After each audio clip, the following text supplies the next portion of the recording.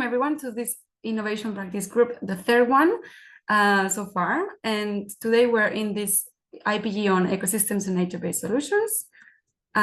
Before we start, I'm just going to ask you super quickly, as we usually do, to ask you to rename yourselves, put in the name of who you are, the name of the region that you're representing, or maybe the organization that you're representing if you're not a region. And we're just going to ask you to stay quiet during the presentations, to keep your microphones turned off. You can always put some questions in the chat. We will also be sharing a mirror link later, and you can also put the questions directly there. But if you don't, I'll be taking care of the Zoom chat and putting some of this back into the mirror board. So yes, we also ask you to please keep your cameras on if you can, so that we make this online environment a little bit more interactive and more real. It always helps to see faces. And I think you know the rest, so just raise your hand if you have the reactions in Zoom, and if there's any problem, just write in the chat and we'll address it. This is the agenda that we have today. So we're going to do a quick introduction now on what are IPGs, and we're going to have two different presentations today from two different regions of the P2R cohort 1. And then we're going to have a discussion with some experts that we have in the room and will be later introduced. And then we will finalize with this peer exchange discussion where you can have the questions directed to the different regions and then interact, maybe share some of your own experiences and so on. Okay, and I will be admitting people as we go. Okay, so what are the innovation practice groups? For those of you that haven't really heard this or haven't come to any sessions before, and super short, innovations practice groups are spaces for learning and like cross-regional exchange, where we try to bring innovative solutions or lessons learned, any plans that maybe the regions that we have in the P2R cohort are developing. And it's supposed to be a space where we bring these ideas here and we sense check, we review, we have some experts providing feedback. It is all about this peer review, peer learning among the regions. With the additional input from our experts, of course. So we've had 3 weeks. Well, this is the third one. We had like an introduction on the kickoff event that we had back in October, and then we have 2 rounds of innovation practice groups online, and this is the third one. And this is the mirror board that I was talking to you about. I will share it later, but the only 2 things that I want to highlight is that you have these 2 sections below where you can exchange any resources. So as you go through the discussions, you usually share research papers, reports, frameworks, tools, whatever. So all of this, you can put them in the chat, or you can also put them directly in the mirror board. And the mirror boards are going to stay alive. So you can always come back to these boards and check on the resources that someone shared and so on. And then at the bottom, you will have the materials from this session uploaded. So after the session, we will put all of the PPTs and everything that is needed. So if there's any videos or anything, it will be there. We will also be following up via email. And those of you that are part of the P2R cohort, you can also find all of this in the Trello board. And this is Betty. Betty, we have Betty in the room, who is a cartoonist that has been working with us already for 2 years and who does amazing work. And hopefully we can see some of her work today at the end of the session. We'll see. Otherwise, we will share this as well with you after the session.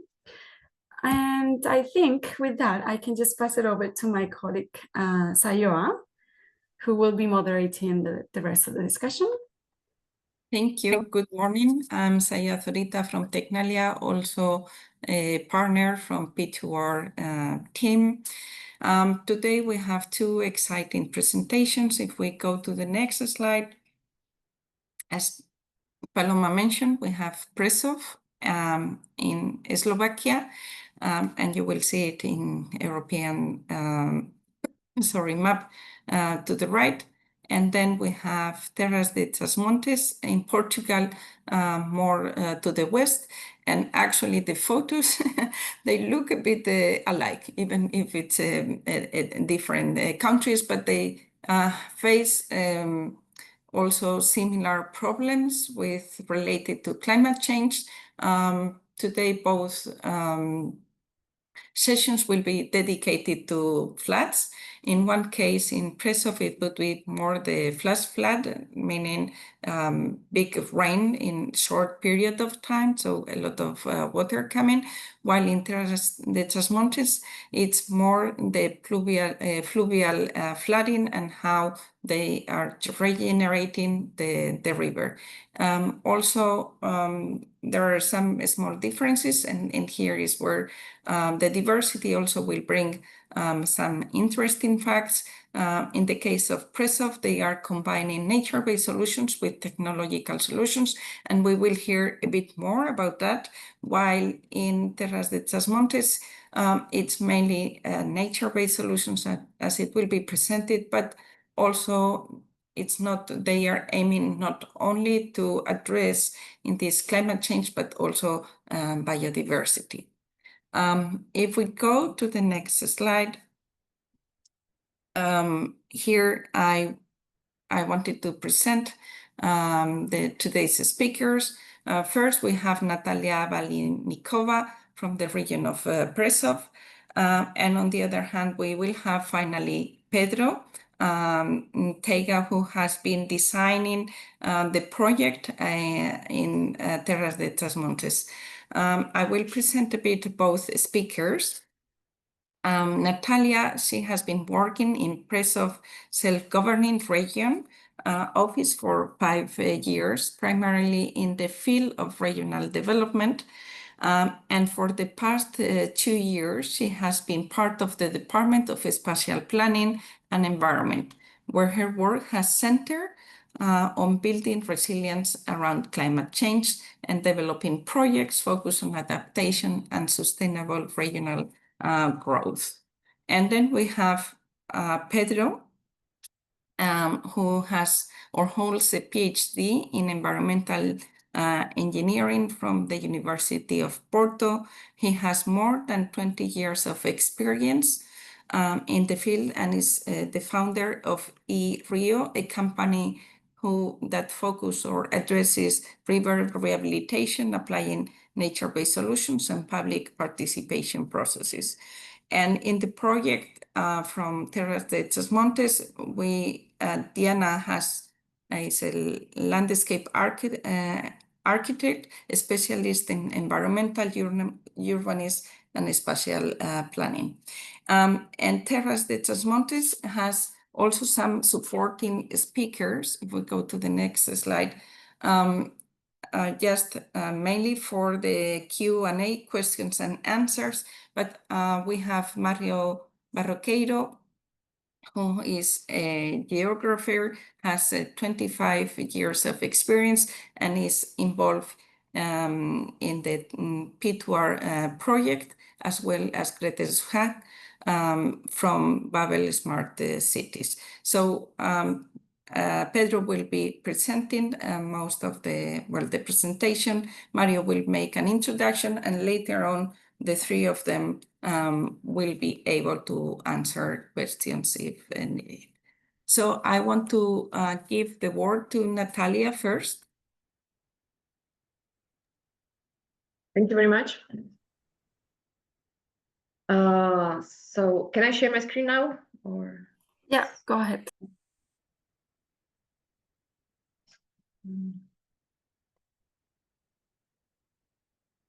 Is everything okay? Can you see my presentation? Yeah, we see perfectly. Thank you. Okay, thank you very much. As Saya already said, my name is Natalia Balanikova, and I work for Prešov self-governing region. It is the eastern part of Slovakia. And I would like to share with you our experience with one project, which we named FLOPRES, and it's a flash floods prediction and prevention.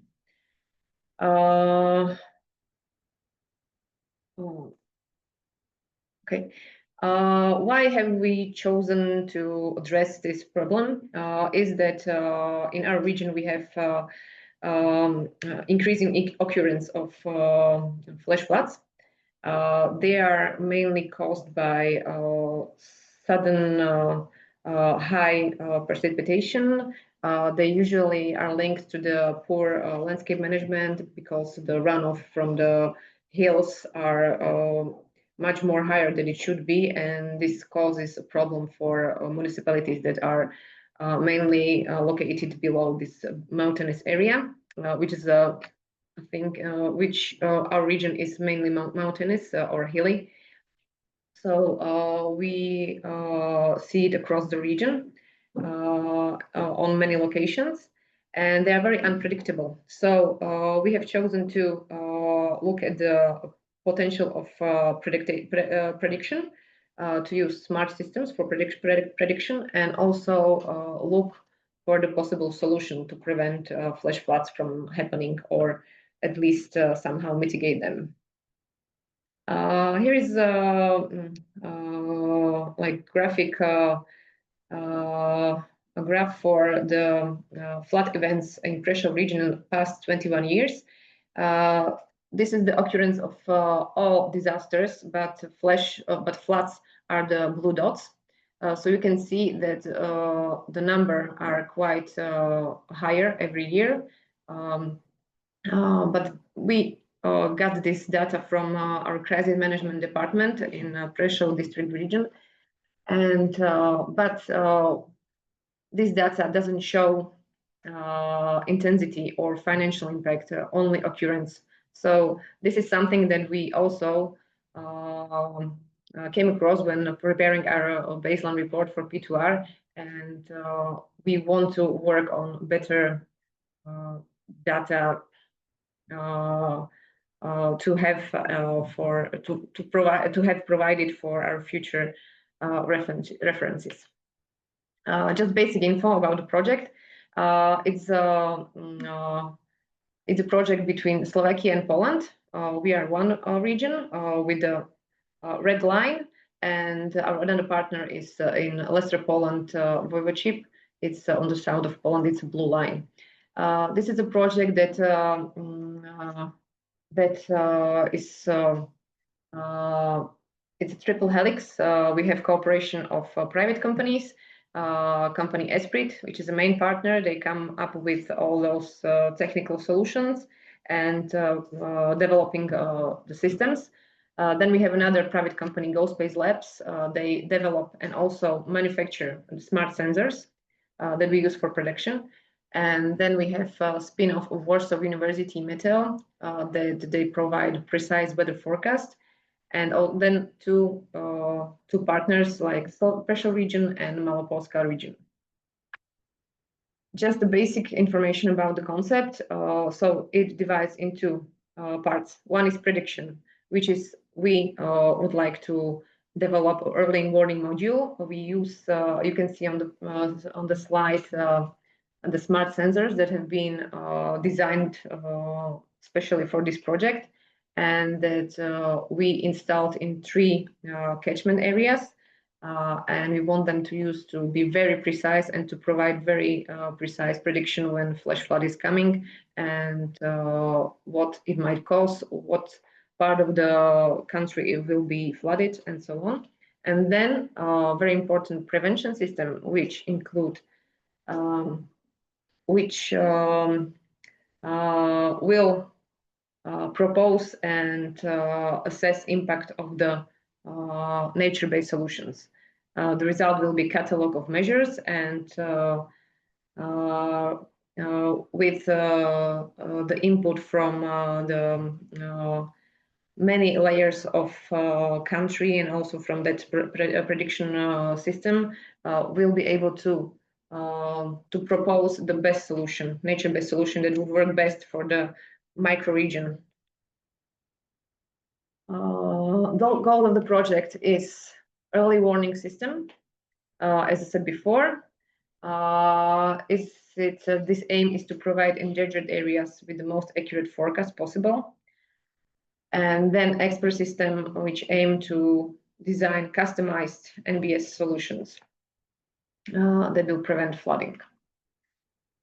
The potential users for this project are on the for the early warning system are mainly designed for emergency services, firefighters, civil protection, rescue units, but also for local authorities, for local citizens, so they can react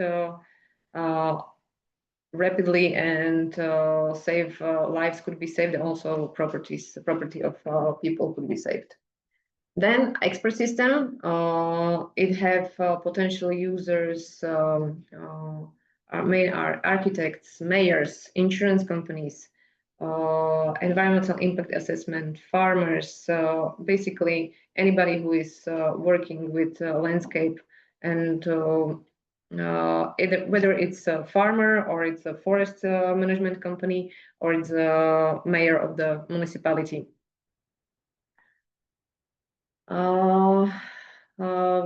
The project it lasts 3 years, and I would like to just show you how the project went through the time. It's still going through the time.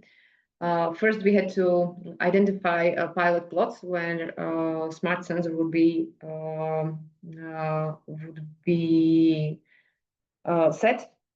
installed. It took us about 4 to 5 months. Then came we wanted to install the sensors, and it should be easy. It sounds easy, but it took us 12 months. So it's never easy to communicate with various stakeholders. Then alongside with after the installation of the sensors, came development of early warning system and also expert systems, which are designed for 24 months, and they will be launched at the end of the project, which is August 2026. And from that time on, the main job will start after the end of the project, because the early warning system will be in function, but expert system will just start to gain trust, to gain interest from stakeholders, and to use it by different stakeholders to ask for the best solution they could implement. But the implementation is only after the project, so there will be a big task to do. Why NBS are a crucial part? It enhances resilience naturally. As I mentioned at the beginning, the very big problem in Slovakia is the loss of the water. We are losing approximately 6 liters of water per square meter by year. And we have some data that shows that even if we have plus minus the same precipitation, the runoff is much higher. So we need to improve soil retention capacity. It doesn't only serve as a flood prevention, but also helps with reducing drought, and also helps recharging aquifers, which is also a very big issue we are now facing. We have one district that have approximately 50% of decrease of the yield of water sources. So this is all linked together. It provides benefits beyond flood protection. Nature-based solutions improve the biodiversity, and also improve the area in which people live, so they can provide recreation and cultural value. And it's sustainable and cost-effective compared to great infrastructure that has been favored in the past, and still is mainly in Slovakia. So we need to persuade water management companies and other stakeholders that NBS are better solutions compared to great infrastructure, and they require less maintenance and integrate better with the landscape. So main challenges in this project. The main challenge was and still is to emphasize that flash floods are not only a result of climate change, that precipitation are more intense or more frequent, but also that mistakes being made in landscape management that are now as a result, these flash floods are happening, and that we are losing the water from our ground sources as well. So the problem we aim to address are through nature-based solutions that can help to reverse this this path. This will be challenge. This is I put it in a challenge before and during, but it will be also challenge after. But after the project, the main challenge will be to ensure system sustainability, to find financing, to communicate the good results to the other stakeholders, and secure funding for the implementation. Key lessons learned and enablers. The strong collaboration. We have learned that we have to communicate with the stakeholders. We have to explain to them during the process. Then they are more willing to accept what we are proposing and what we want to do. So to put together stakeholders is crucial. It's not only theory; it's also a practice we learned during this project. Also performance monitoring, the smart sensors that we collect data on rainfall, runoff, and water levels, and so on, will be used also for measurement about NBS effectiveness after they will be implemented. And also not only key stakeholders to engage, but also to engage public, because they are crucial in changing or in like somehow changing politician view when politics see that public is on the board and they want to do something. They are more willing to make some changes in policy making, and also to find sources for implementing. Here is just a slide about our main stakeholders. It's mainly water management companies, it's municipalities, local governments, it's landowners. They are very, very important, landowners and forest management. It's also university and research institutions and insurance companies, and we can't leave out NGOs that are active in water retention, because it's good to use their knowledge, their local knowledge, and to get them on board, because they already have some good name in this topic, and if we get them on board, people are more prone to accept what we are proposing. If you are interested in more information about this project, you can find it on the website flowpress.eu. And that is all from me. Thank you very much. If you have any questions, I'm ready to answer them. Thank you very much, Natalia. So after this interesting presentation, just start thinking about questions that later on you may want to pose to Natalia. And now we will move. I see a lot of likes. It has been a very nice presentation. So now we will move to this second presentation from Terrazas Montes.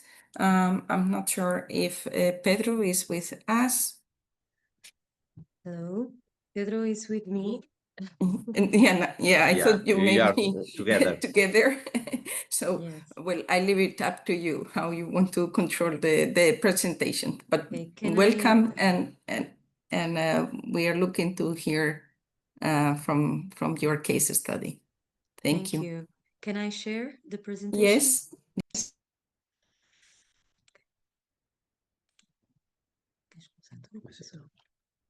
So everyone is seeing? We see it, but you need to select the presenter mode. Yes. Okay. Hello, my name is Diana, and I'm working on the company of Rio with Pedro. And as you said, already said, we are a private company that our focus on river restoration through nature-based solutions and public participation. And this case study is one of our studies, and so we are starting now the presentation. What?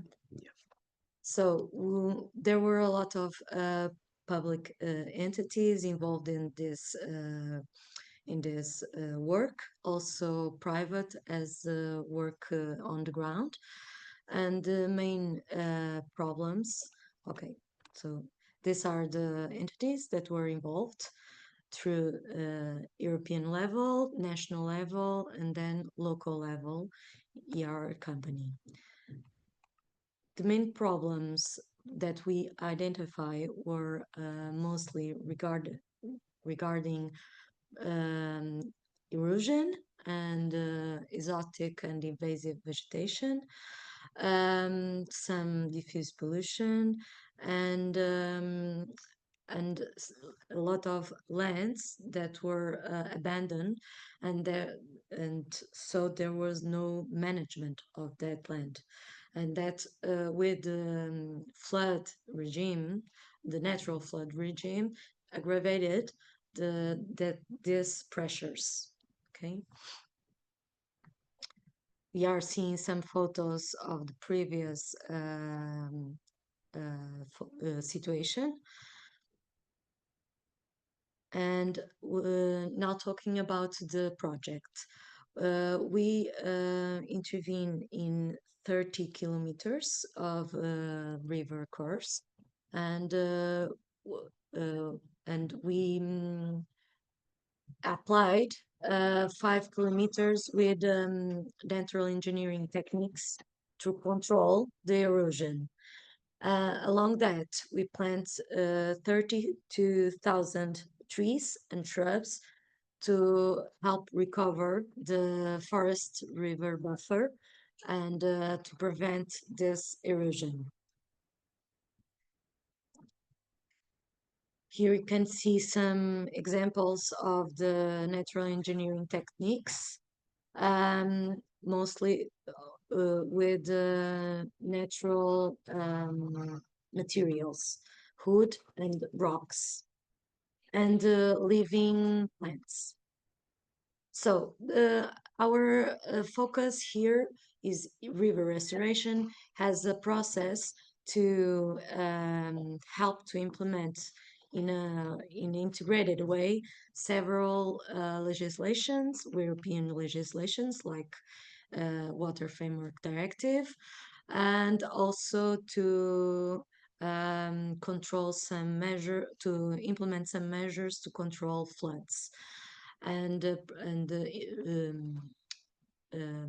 help to recover the biodiversity. So here we have several goals through one process, river restoration, together with the public participation in order to enhance the awareness of the community to the problems of the rivers. So we are working on this activity specifically in rehabilitation. These are examples of nature of engineering techniques, natural engineering techniques that are based on the recovery of the forest buffer in long terms. And this is an example of how we act. So this is the previous situation where we had mostly invasive plants. We had to cut them and to plant new trees. And in order to, in 10 years, we have this forest. Yes. Expectation. This is the vision of the future. So now we have here some examples of the plantations, and this is a fascine, a living fascine in the upstream and in the hub, the photograph in the upper, and we have a pile with in the in the left. This pile works for the fauna, so in a way that through this work, while we don't have the big trees and while we don't have the shrubs being developed, we have now this refugees to the fauna in order to help them to stay in this stream and river. One of the one of the positive impacts with this intervention was also obviously the impact of the visual impact on the landscape and the enjoyment of the opportunity of enjoy to the community and to the people that live there or visit the place. This is some examples of the cutting of the vegetation and the stacking, the living stacking, to recover the river forest buffer. So in the hub photos, we have the entangled and the fascines, and here in the down photos, at the right, we have some grades, living grades and palisades to control the erosion. And we had also, if you can see here in the river, so we have techniques that are in the margins, but we have also techniques that were applied in the bed in order to control the sediments. And these are little dams that are mostly 40 centimeters high. So the fishes can pass along, but that way we control the sediments, and we have more areas with retention infiltration functions, okay, to enhance the aquifers also.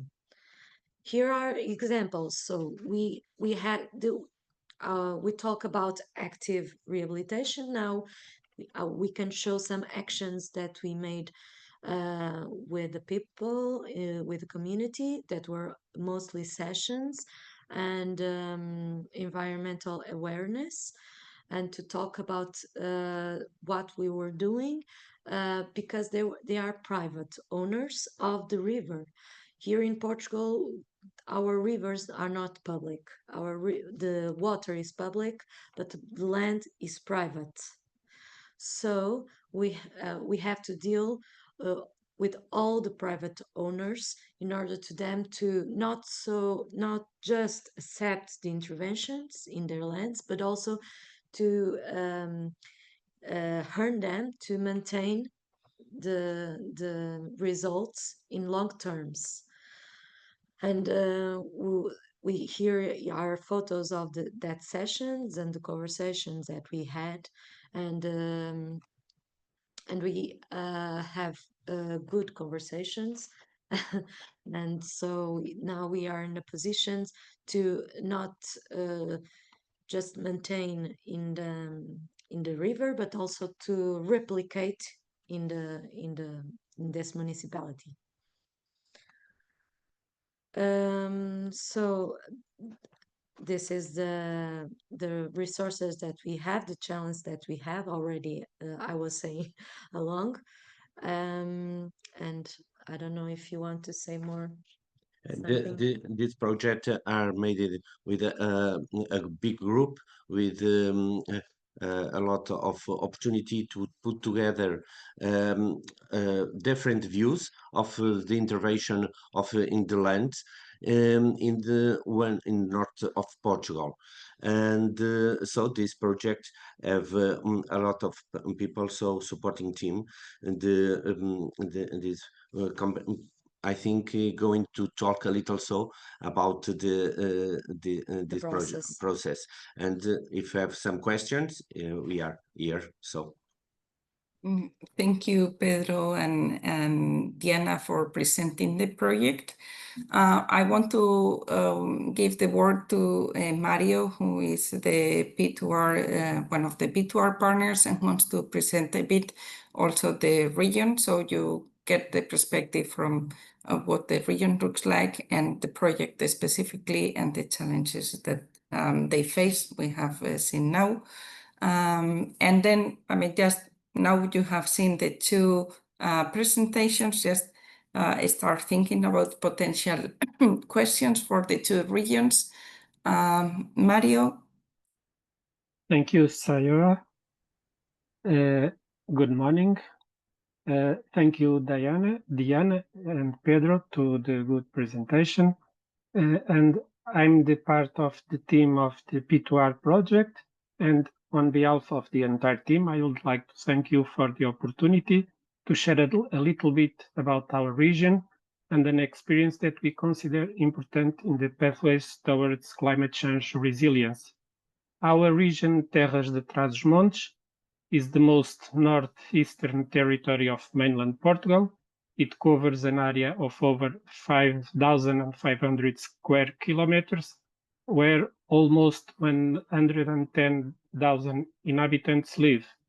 It is divided into 9 municipalities and almost 200 parishes.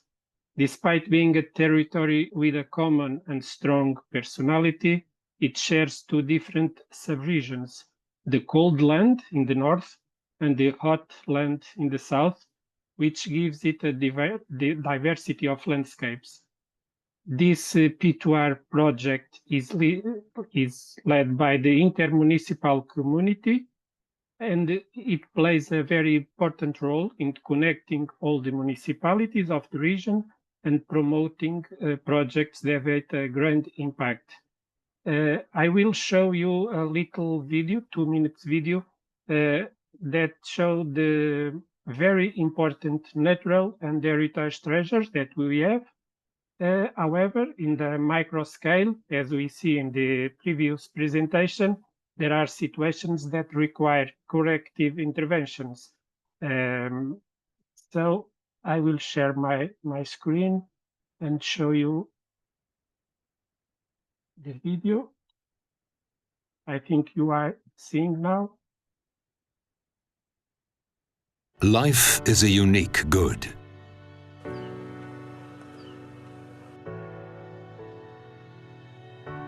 A good that is born in nature, growing in the simplicity of time and at the right moment.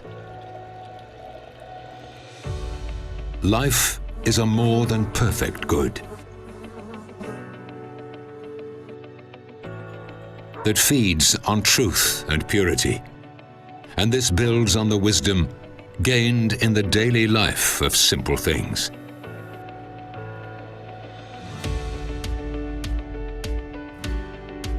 Life is an unparalleled good that has on earth the genuine union of a creative impulse, and with it breathes an air of deserved and authentic peace.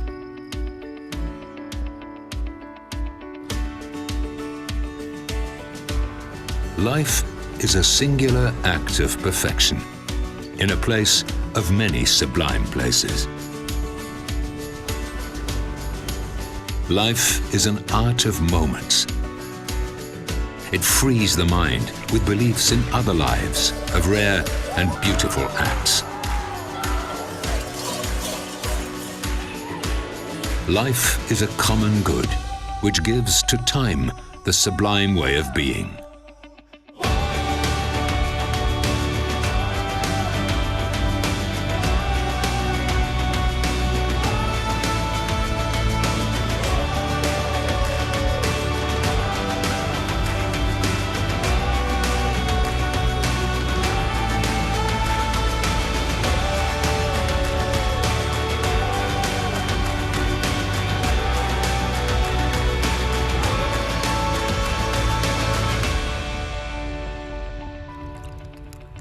lands of Trás Montes, where nature gives us life.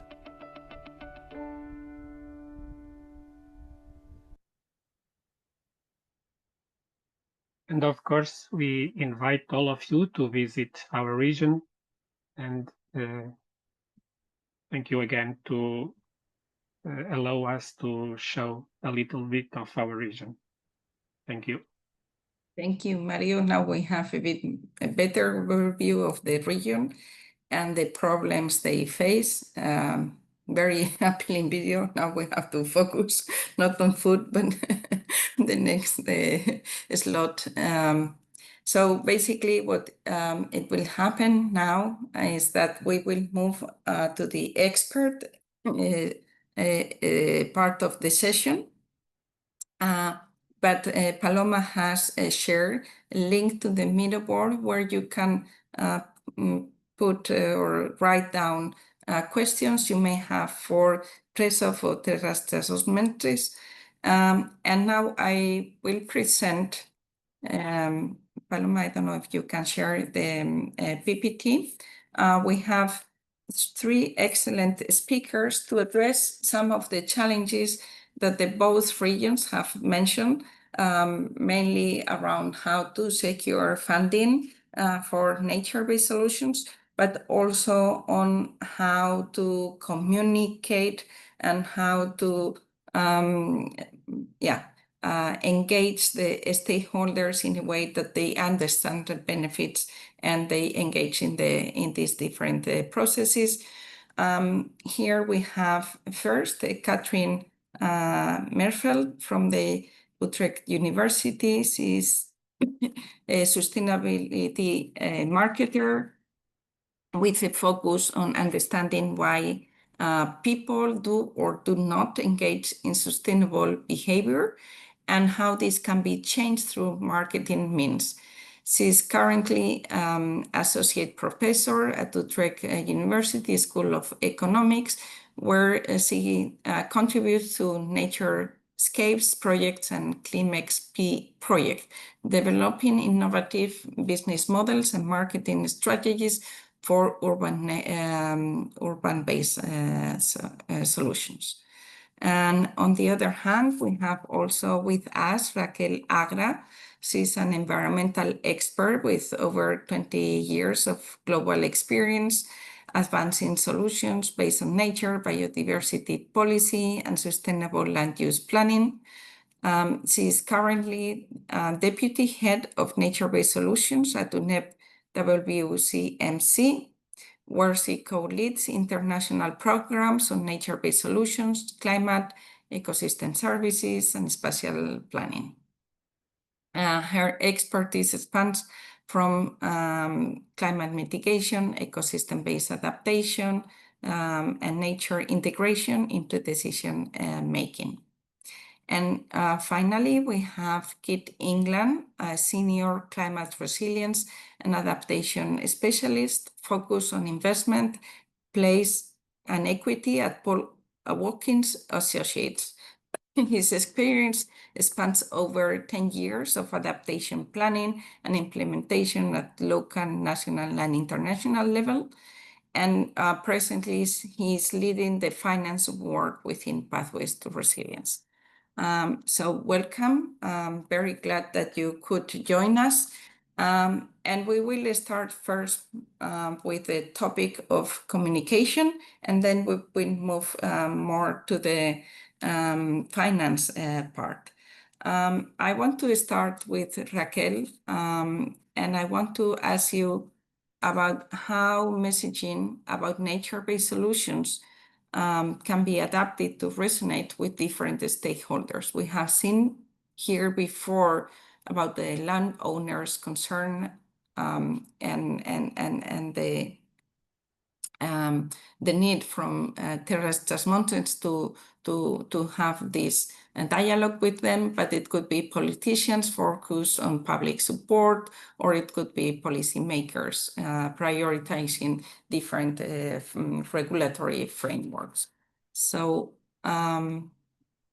yes, Raquel, Thank you so much, Soia, and good morning all. As Soia said, I'm Raquel Agra. I act as a deputy head at UNEP WCMC, which stands for UN Environment Programme World Conservation Monitoring Center. It's a center specialized in biodiversity and nature contributions to people, and it's based in Cambridge, although I'm working these days in Portugal, so it's very good that I can be working in my home country. And thank you for the invitation and for the lovely presentations that we have seen today. I will answer to the question by saying that since 2022 that we have a concept that was agreed among all the countries in the UN Environmental Assembly, the concept of nature-based solutions. But although there is that multilateral agreed concept, it is always important to translate that concept into familiar terms that can be recognized by the different stakeholders that we have when we are trying to implement nature-based solutions. So we can, and we saw in the presentations, talking about natural flood management, talking about green infrastructure. So those terms are important to be brought when we are talking about nature-based solutions because they are more familiar to the most of the stakeholders.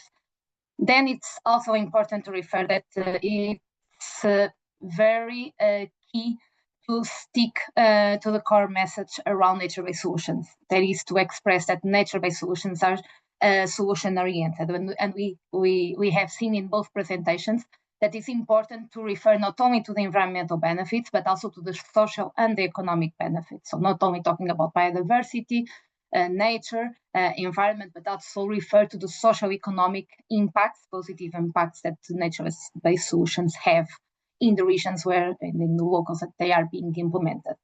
And a third aspect, it's important to build a common understanding of what are nature-based solutions. And we have several platforms where we can, and this is one, the Pathways to Resilience, and we have other knowledge exchange platforms and databases where the different stakeholders can find cases of success of implementation of nature-based solutions, such as the OPLA platform, which is a EU repository. We have the Panorama Solutions, which is a big database of several nature-based solutions implemented across the world. We have one that was developed by UNEP WCMC called EBA Tools Navigator. So all these platforms and databases and knowledge exchange platforms help the different stakeholders to understand how nature-based solutions are being deployed in different locals and countries, and helps building this common understanding of what nature-based solutions is. But as you were saying, it's important, no matter, it's important to focus on tailoring the message according to the stakeholder that we are talking about. So if we are talking about of a politician, for example, that is motivated in seeking for public support or visibility, and also leaving a policy legacy that is what most politicians are focusing on leaving a mark when they leave their positions. So thinking on this is important when we are preparing the message for these specific kind of stakeholders, to emphasize the public benefit that these measures have, and to show that these measures they translate into a cost-effective leadership. So it's important that the focus of the message for a politician that is focused on public support to be to show the co-benefits of the nature-based solutions projects, that they boost community resilience, they create jobs, they improve local well-being. So it's important to bring this message very clear. And it's important to show the wins of the visible wins of this kind of solutions. And we have seen the example of the Brasov region, where this nature-based flood defenses can be showcased as a flagship solution for the region and for the country. So it's important to use case studies, to highlight partnerships, and to emphasize the risk reduction and the long-term savings. But if we are thinking in, for example, another type of stakeholders, such as landowners, and the colleagues in Portugal mentioned that is a very key stakeholder in the context of their region. And generally, it's a very important stakeholder when we are thinking at the landscape level, landowners, farmers, private land managers. Here we need to think, because they are motivated in economic returns, they are motivated with the compliance, with the risk management. So the message that we will give to resonate nature-based solutions should be more focused on highlighting financial returns of these solutions, in showing their practicality. So the focus of the message when we are talking about nature-based solutions to a landowner or to a private manager needs to be showing that nature-based solutions can bring revenue streams through biodiversity net gain payments, through carbon credits, and show that these solutions can really help saving costs, and it's a tool to improve risk management in the long term.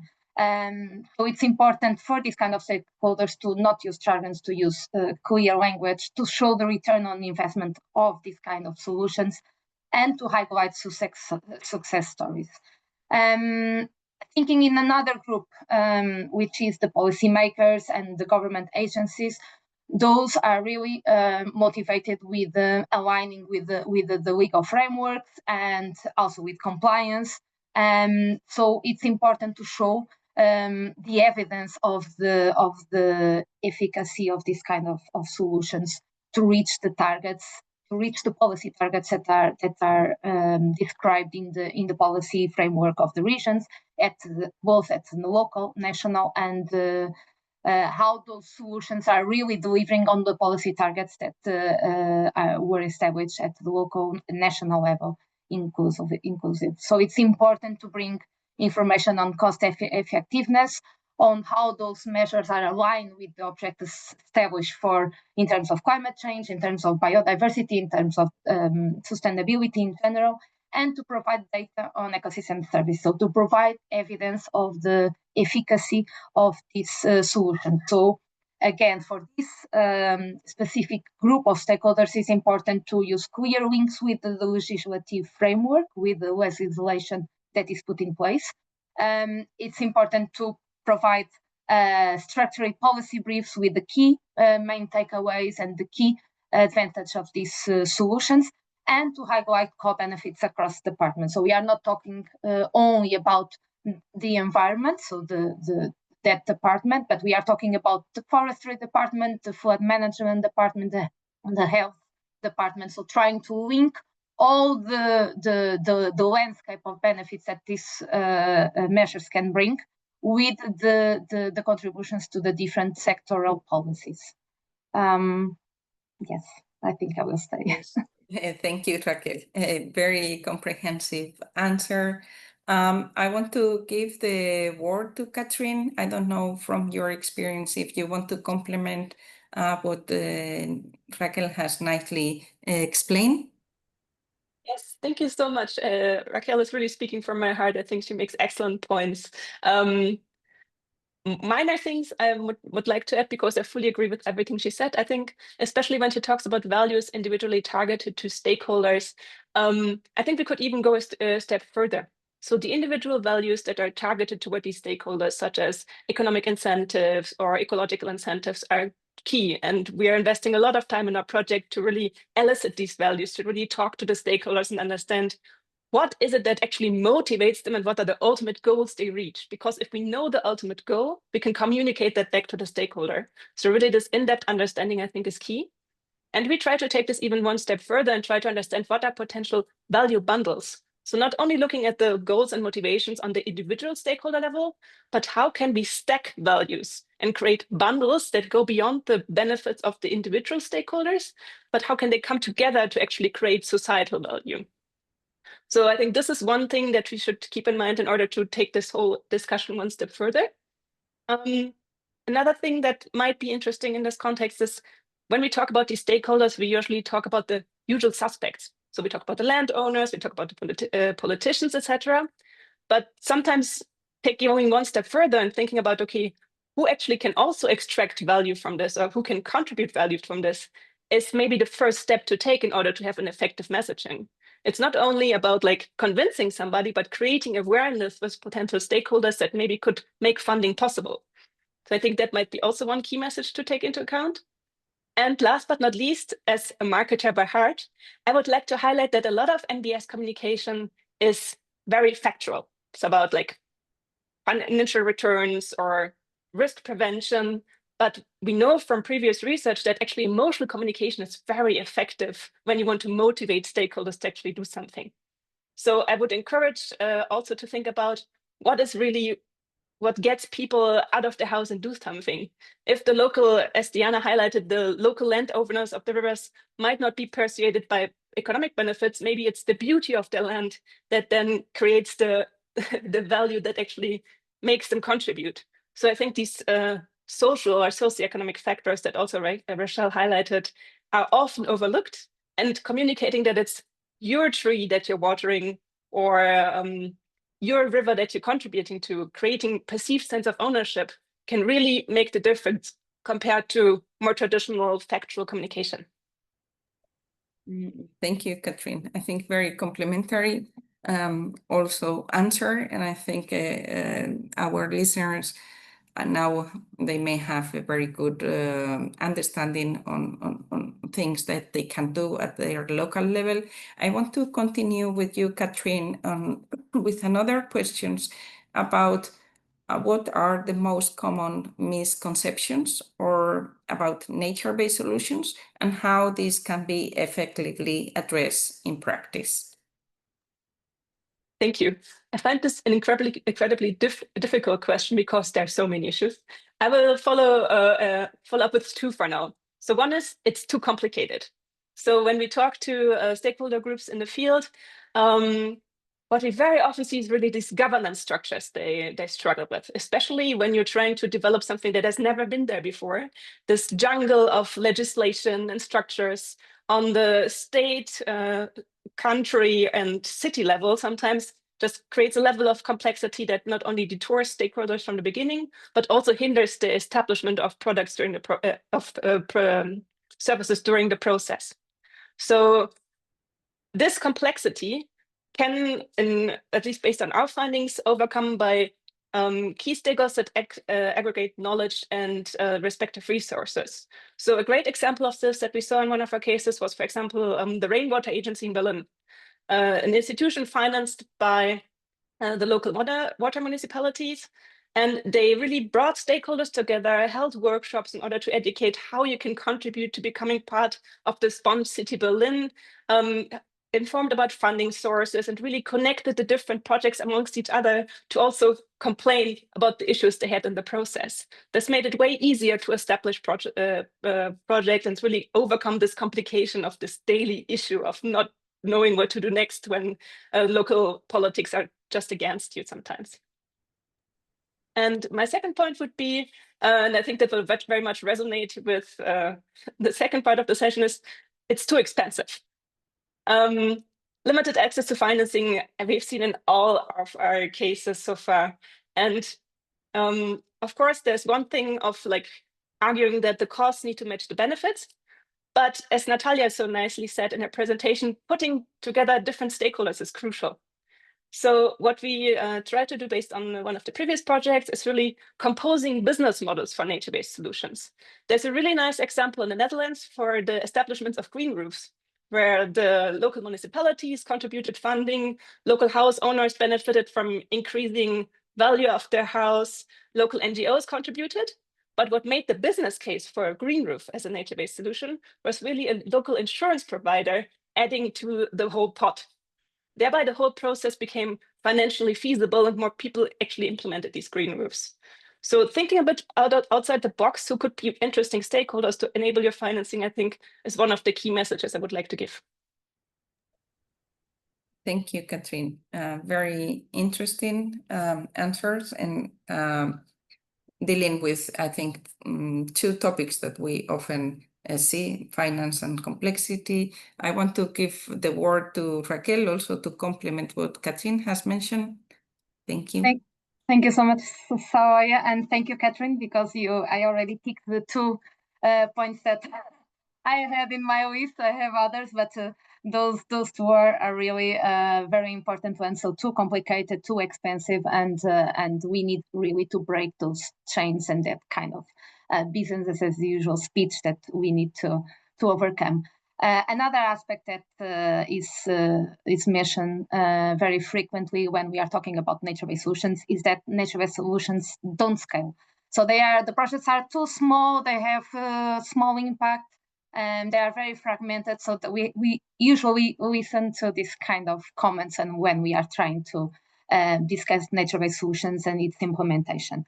And it's also easy to overcome this message when we think that it's possible to scale up, in fact, nature-based solutions. And we have been seeing that in a lot of examples through governance, through incentives, and mainly through strategic coordination. So we have large programs such as the Australia Reef Trust that demonstrate landscape scale delivery. And at UNEP-WCNC, for example, we are supporting a CHEF-funded project in the Congo Basin, just to show the scale of the impact that nature-based solutions can bring. This project is being implemented in 6 countries in different transboundary landscapes. And by the involvement of the different countries and the coordination at the regional level of these countries, is possible, in fact, to deliver nature-based solutions at scale and achieve results that can really show a transformative change in the landscapes that we are talking about, that they are transboundary. So imagine it could be a landscape that crosses Portugal and Spain, such as our region in the north. So this is an example how regional partnerships, for example, can help linking projects across catchments, and how we can scale up nature-based solutions in a way by bringing different scales and different actors to the conversation. Another argument that we usually listen when we are talking about nature-based solutions is that it's unproven. So the results are difficult to show, and this lack of evidence have been causing some challenges to really scale up nature-based solutions. But it's also easy to overcome this message when we think that NBS are evidence-based, and they have been increasingly standardized. We had last week the IUCN World Conservation Congress, where IUCN launched the second version of the NBS Global Standard, bringing a lot of criteria and improving a lot of the criteria about what an inclusive and a resilient nature-based solutions should be. So we have decades of monitoring for different kinds of ecosystems, for wetlands, for peatlands, for agroforestry, for natural flood management. We have evidence endorsed by the main research bodies such as IPCC, UNEP, IUCN that I just mentioned about the NBS Global Standard. We have the example of the insurance companies that are now investing in nature-based solutions as a proven risk mitigation, and we have a lot of tools and standards.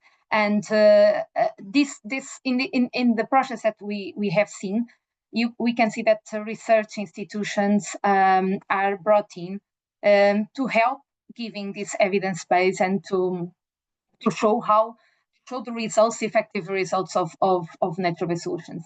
There are others, but I don't know, probably we don't have time to focus, such as in terms of taking too long, the question around the policy framework that doesn't support the implementation of nature-based solutions, but well, let's leave it for another moment in the discussion. Yes, actually, we're running a bit late, and I know Kit wants to comment also on this because it's also linked to finance. So I will give the floor to Kit, and I would, unfortunately, I need to ask the expert to be a bit briefer in the answers. Thank you. Yeah, so I'll try and be quick. So I don't disagree with anything that either Raquel or Katrin has said. I think they're absolutely right. I think where it becomes more difficult is in the context of adaptation, because we know that adaptation is very place specific and context specific. And so because of that, and also it's dealing with deep uncertainty. So you're trying to plan for a future where you don't know what the trajectory of the kind of future risks are that you're planning on. And that is where I think it is more challenging to use nature-based solutions for adaptation than it is for other societal economic issues, say for mitigation. Because not only do you have to think about what are the different values that are being created, and I think that is really, really important, but you also have to think about how well are these solutions going to perform under future different climate scenarios with future different socioeconomics. And that makes it harder to scale. So I think the challenges are definitely there, and then adaptation adds this extra layer, kind of dealing with climate risk adds this extra layer.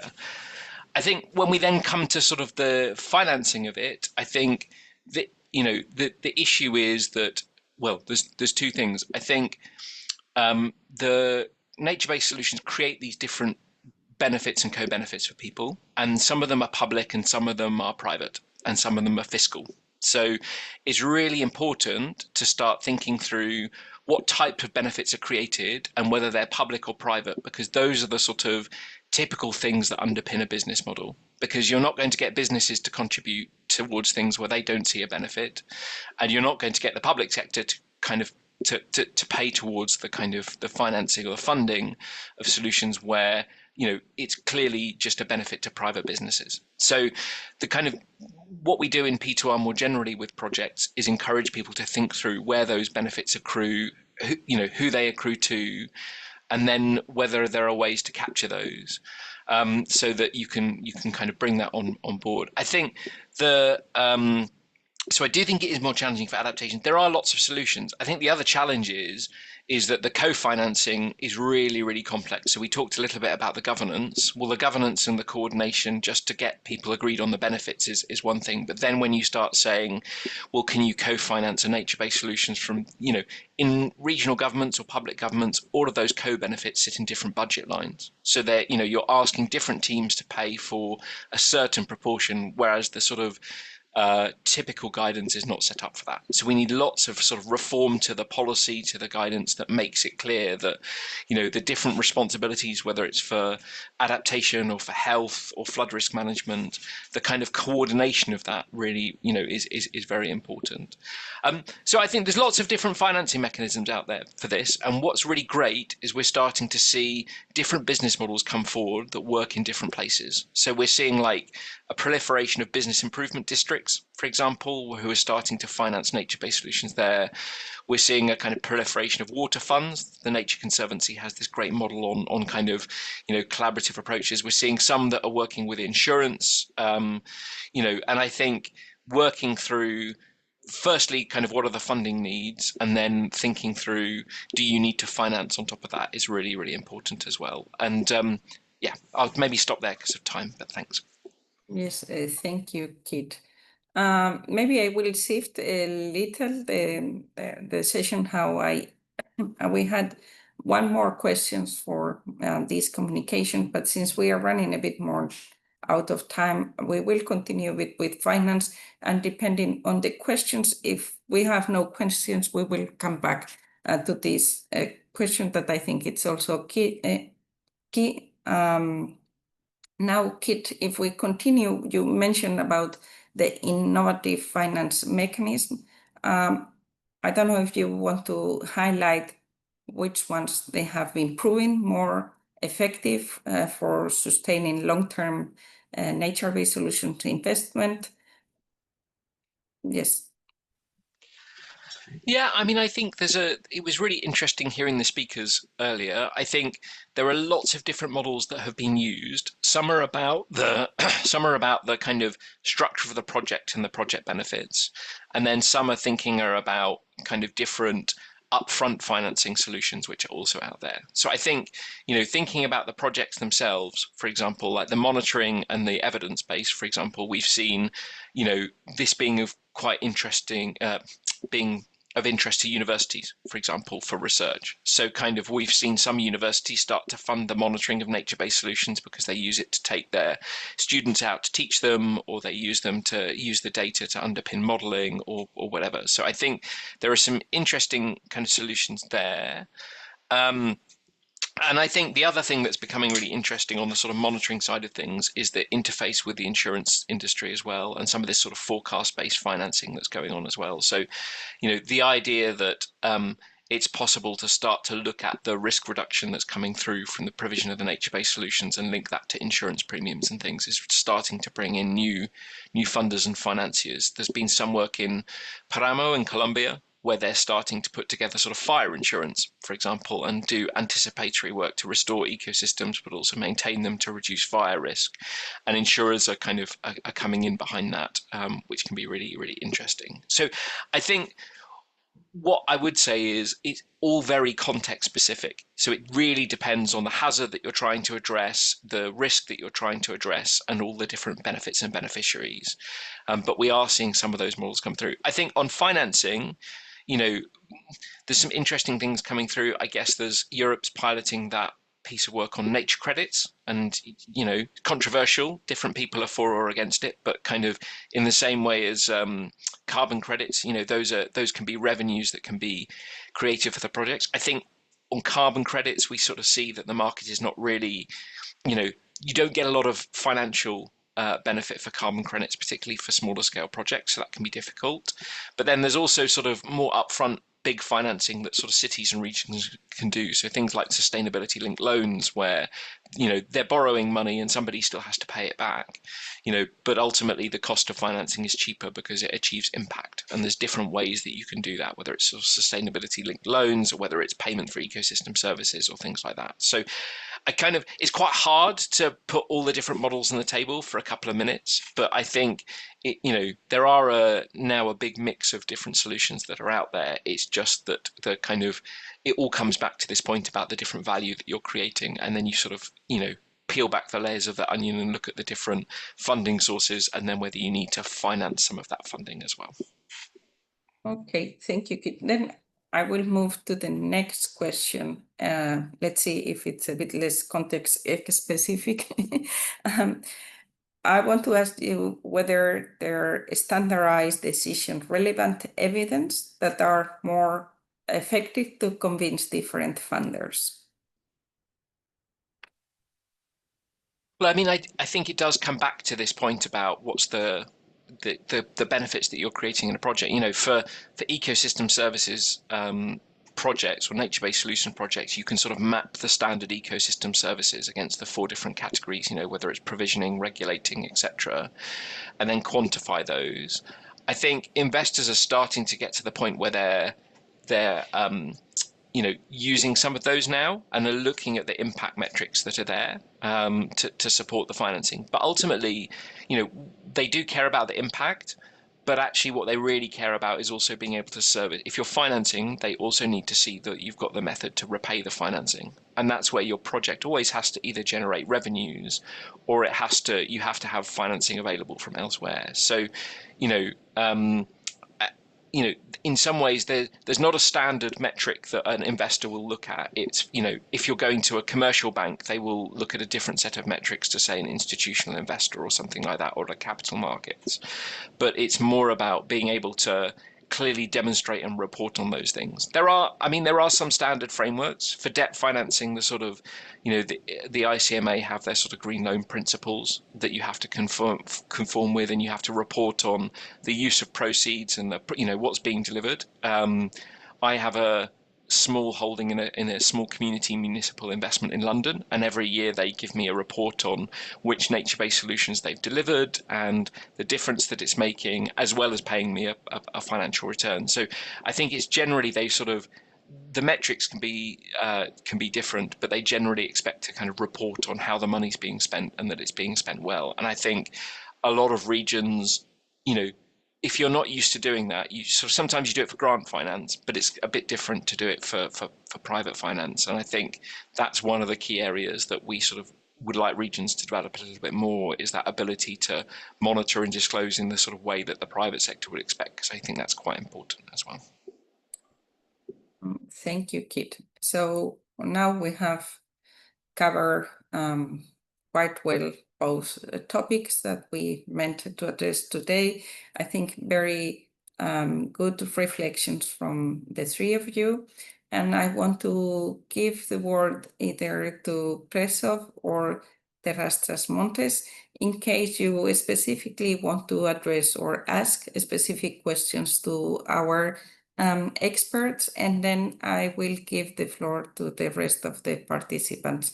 Sorry that we are running a bit of late on time, so we may not be able to have many questions, but let's see if we can have some few of them. No questions from our either. It's okay. I mean, you don't need to have a question, but I just want to give you that sense. Yeah, I would like to ask one question. I would like to know a little bit more about those new business models that Raquel was mentioning. I think it was Raquel, or was it Catherine, about new business model? You mentioned Netherlands and green roofs. Yes, I think that was me. So No, sorry. thank you for your question. There was a previous EU project, the Naturation project, run by Harriet Barclay, and based on that, Helen Toxopeos, and I was also involved there. We developed 8 different business models for nature-based solution. There's also a research paper on this that and a game that we developed to like really have stakeholders think about these business models and how to put them together. So if you're interested, I'm happy to follow up and share this information with you. Yeah, thank you very much. That would be helpful. Thank you. If I may, just Yes. a little idea. Yes. Thank you, Raquel, Catherine, Kit, for all your fundamentation and very good explanation about your point of view.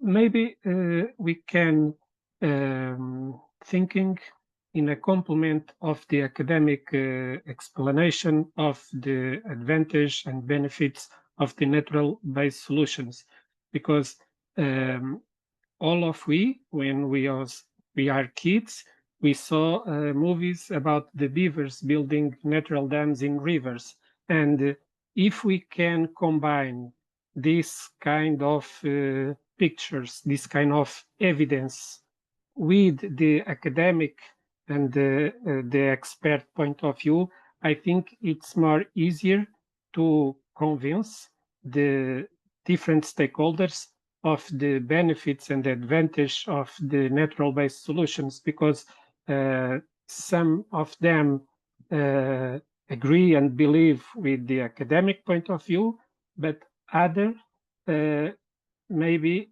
are more convincible with this kind of traditional image, like I said, the beavers building natural dams in the rivers, and the join the two message in the need of the share the advantages and the benefits of these solutions can result and gain more followers to this kind of solutions.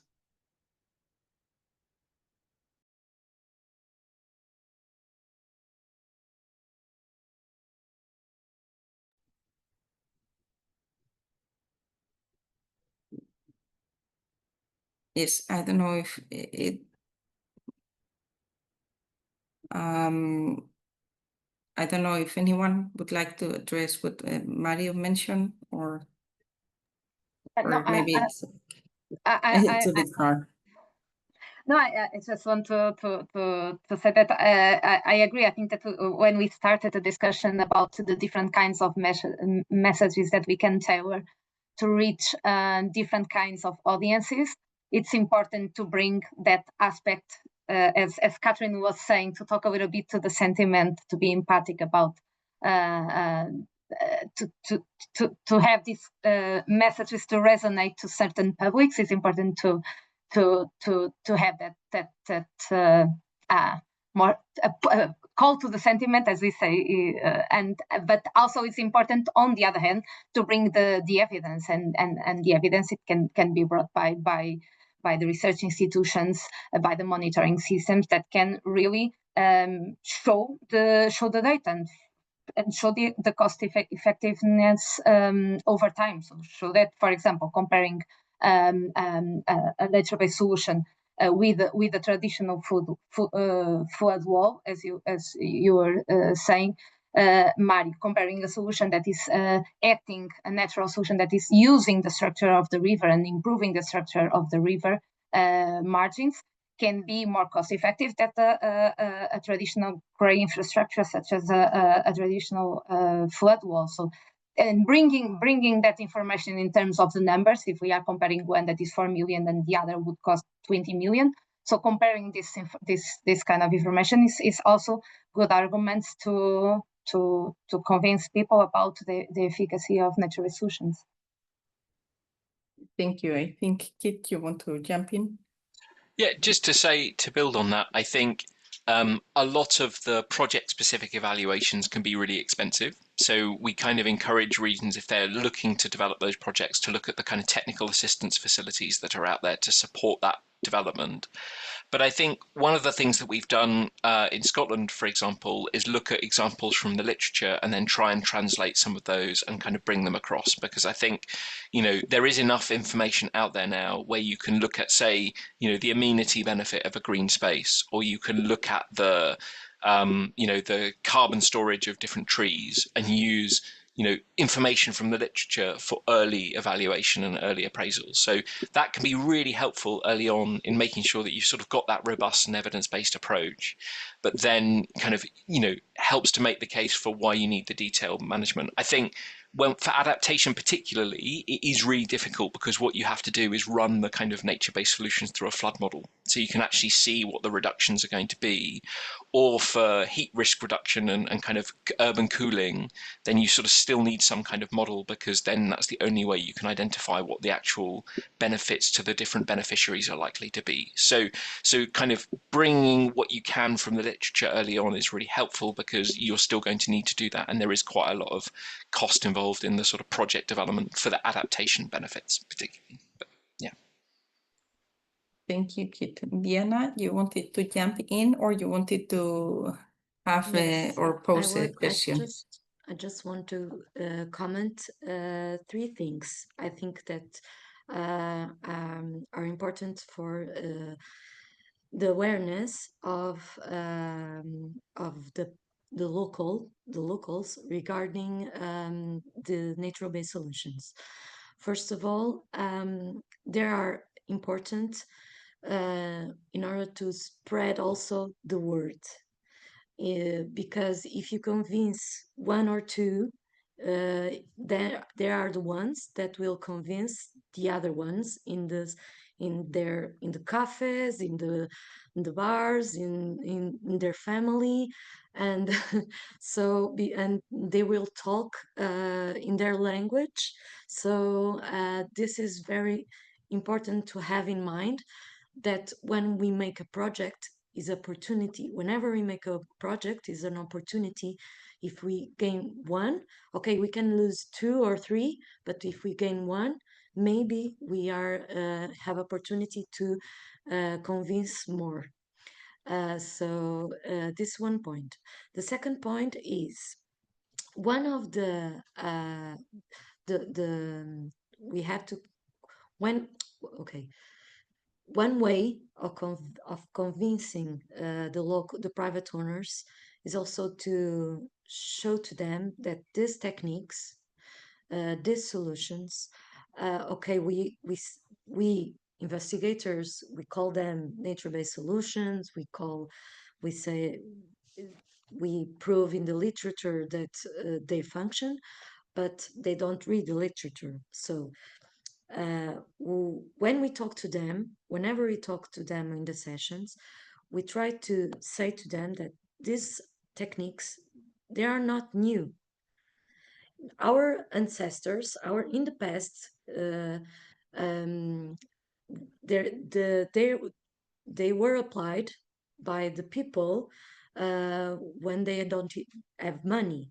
So to control the erosion, they put the machines in the way. So we don't discovered these techniques. We rediscovered these techniques because they existed in past. But now we have to translate it into investigators, we have to translate it to technicians, and we have to translate it to private owners, as Raquel was saying, to find a way to convince them. But I think we need to remind that these techniques are from the past. So in that way, they say, okay, so my ancestors do that, so maybe they are right. So that's a way to start.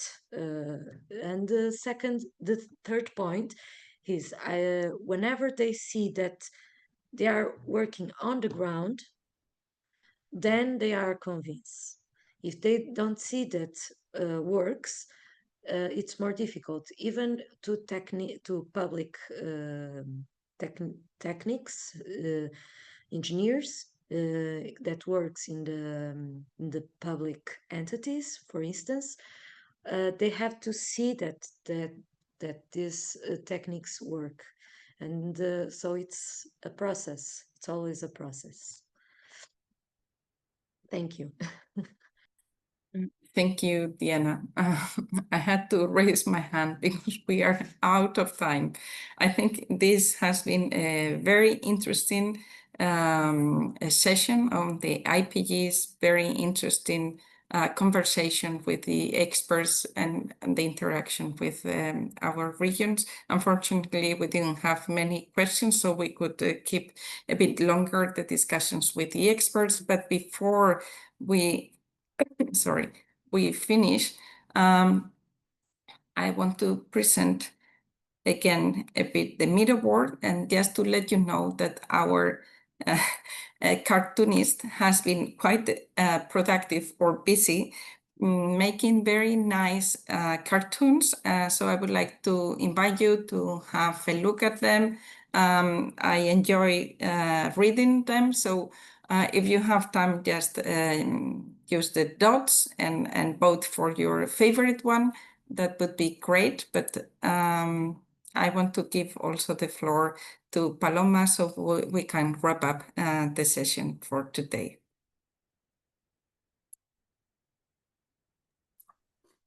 Thank you, Sayoa. So I was multitasking throughout the session. As you can see, we have a lot of cartoons. Thank you so much to Veggie. I think these are great.